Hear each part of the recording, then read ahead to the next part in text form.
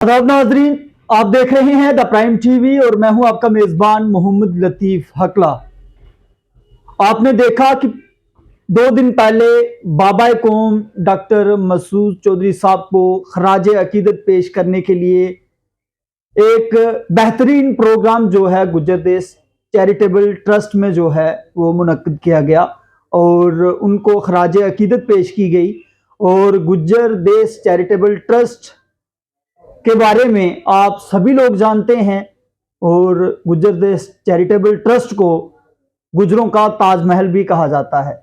लेकिन इस गुज्जर देश चैरिटेबल ट्रस्ट को इस मुकाम पर पहुंचाने के लिए कितनी मेहनत की, कौन कौन लोग थे और ये सिलसिला कब और कैसे शुरू हुआ, इसी सब पे बात करेंगे। और मेरे साथ बात करने के लिए ट्रस्ट के senior vice chairman Arshad Chaudhary साहब हैं, जो कि भारतीय जनता पार्टी के एक रहनुमा भी हैं।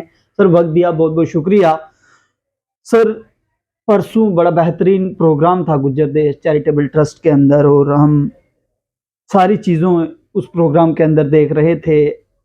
तमाम पॉलिटिकल लोग भी आए, गैर सियासी लोग भी आए और मसूद साहब की ज़िंदगी के कुछ पहलुओं पर बातचीत की गई।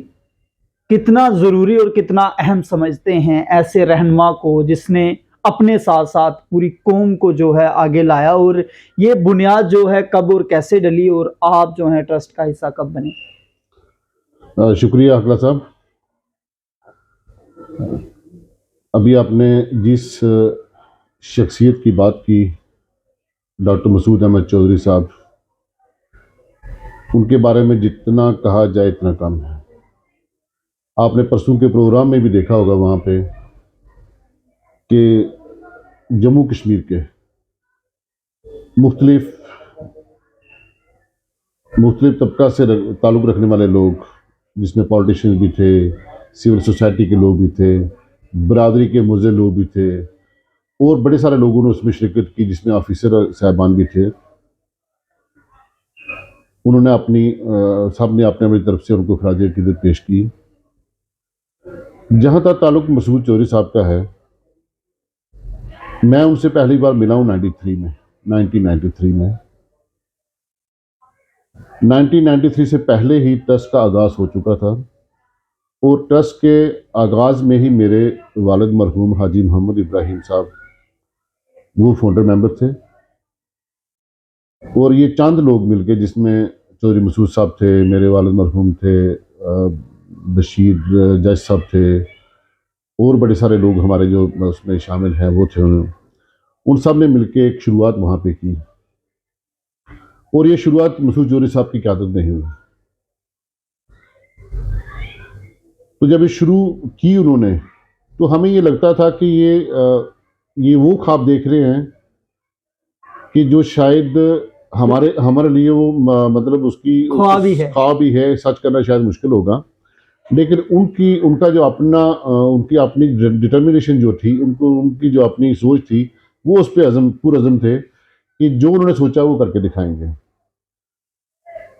तो खैर, वो जब मैं उनसे जुड़ा, तब जब क्योंकि मेरे वालिद 93 में फ़ौत हो गए, उनके हादसा में जब फ़ौत हो गए, तो उसके बाद जब मुझे उन्होंने बुलाया कि आपके वालिद ने ये शुरुआत की है और आप इसमें हमारे साथ शामिल हो जाएं, तो पिछले 30 साल से हम उनके साथ शाना बशाना शामिल रहे।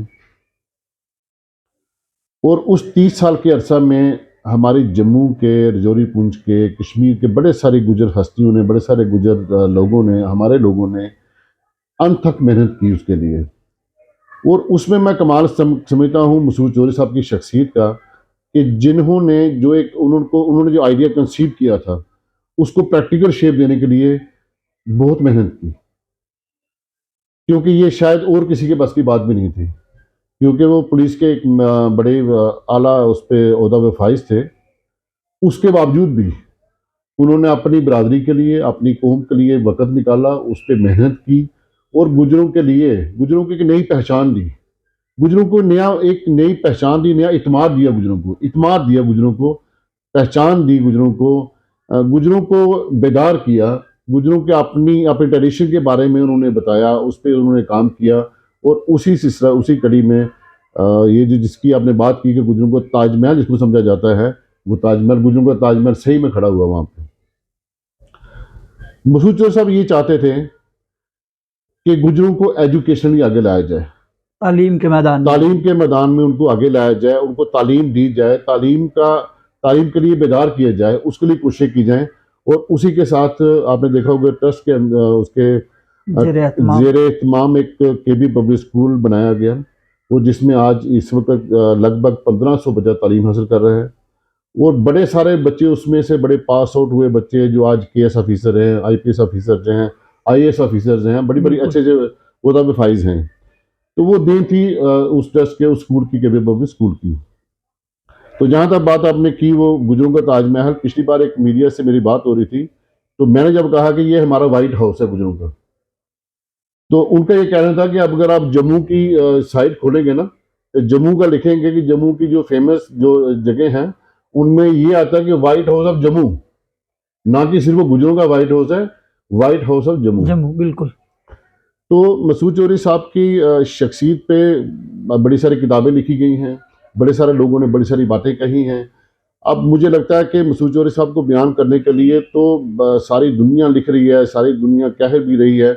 मेरे जैसा अदना शख्स उनके लिए क्या कहेगा कि उनकी शख्सियत जो थी, जो मैंने उनको देखा है कि ऐसे लोग सदियों में कभी एक आध बार पैदा होते हैं कि जो अपनी कौम की इस कदर फिक्र रखते हों और अपनी मसरूफियत के बावजूद अपनी कौम के लिए वक़्त दें, कौम के लिए काम करें, कौम को आगे लाएं। उसी कड़ी में ये परसों जो आपने प्रोग्राम देखा वहाँ पे किया गया।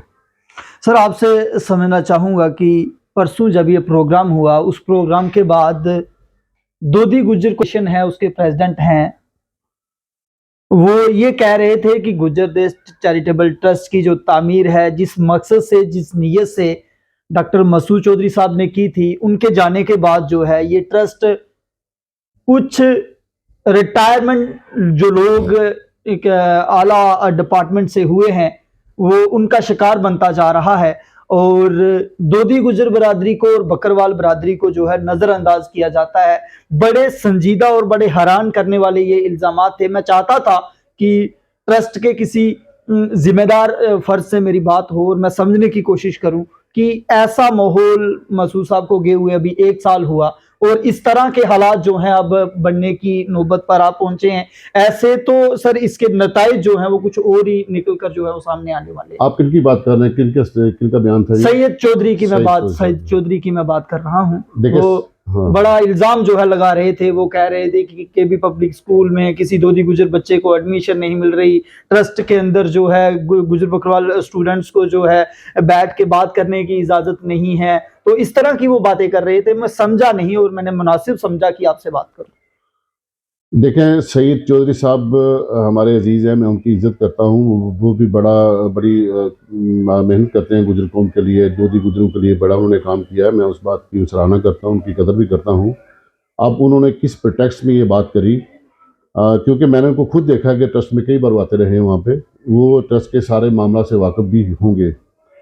अब उन्होंने, जो मैंने भी उनका बयान सुना, उन्होंने कहा कि जी मुझे इस बार बुलाया नहीं गया वहाँ पे। तो मैं ये समझता हूँ कि उनको बुलाना चाहिए था, क्योंकि वो एक अहम रुकन है हमारी बिरादरी के। और अगर वो आते खुद देखते वहाँ पे, और उनको आगे देखना चाहिए खुद वहाँ पे, क्योंकि ये ट्रस्ट सिर्फ चंद लोगों का नहीं है, ये ट्रस्ट बना ही गुजर बिरादरी के लिए। बिल्कुल।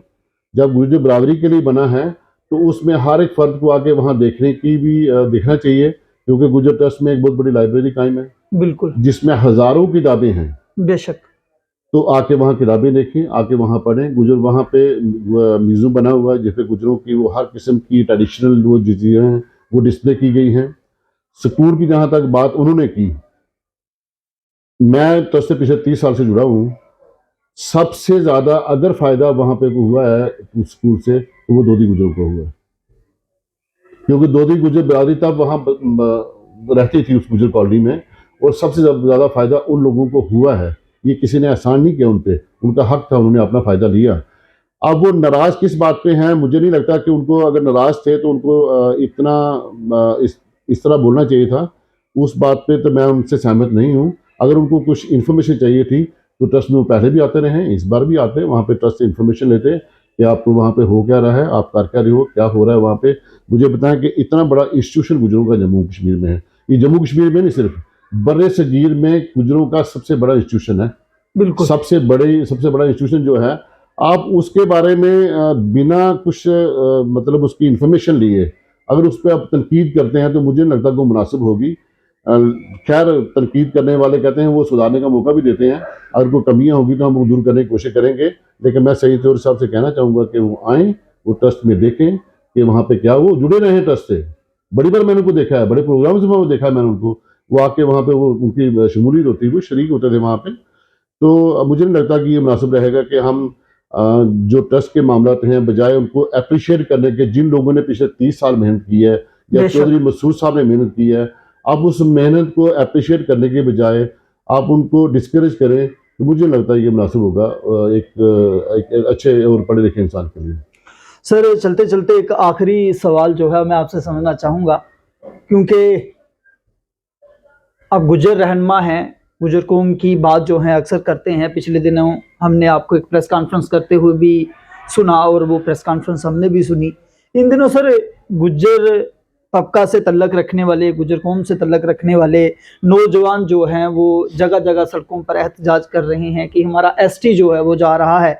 लेकिन गुजर लीडर जितने भी हैं जो तो बीजेपी में नहीं है, वो तो बात ही नहीं करते। लेकिन आप लोग ये कहते हैं कि उनका जो है हमारा जो 10% है वो इंटैक्ट रहेगा, वो सेफ रहेगा, उसके साथ कोई छेड़खानी जो है वो नहीं होगी, और बिल भी जो है पार्लियामेंट में आने वाला है। लेकिन फिर वो जो नौजवान सड़कों पर एहतजाज कर रहे हैं, वो क्यों एहतजाज कर रहे हैं? क्या वो आपकी बात को समझ नहीं पा रहे हैं या फिर आप उन्हें समझा ही नहीं पा रहे? देखिए, बड़ा इंपॉर्टेंट सवाल आपका ये है, बड़ा इसमें मैं बड़ी थोड़ी वजाहत से जाना चाहूँगा आपके साथ। एक एप्रीहेंशन है जो पहले भी थी, वो आज भी है।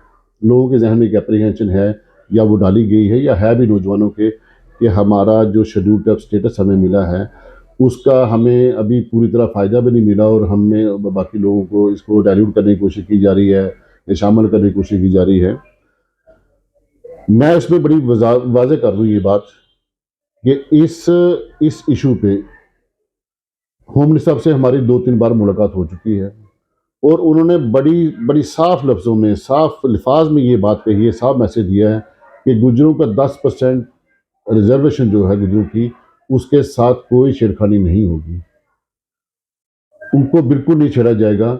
वो बार बार ये बात कह रहे हैं कि आपका 10% शेयर जो है वो नहीं छेड़ा जाएगा।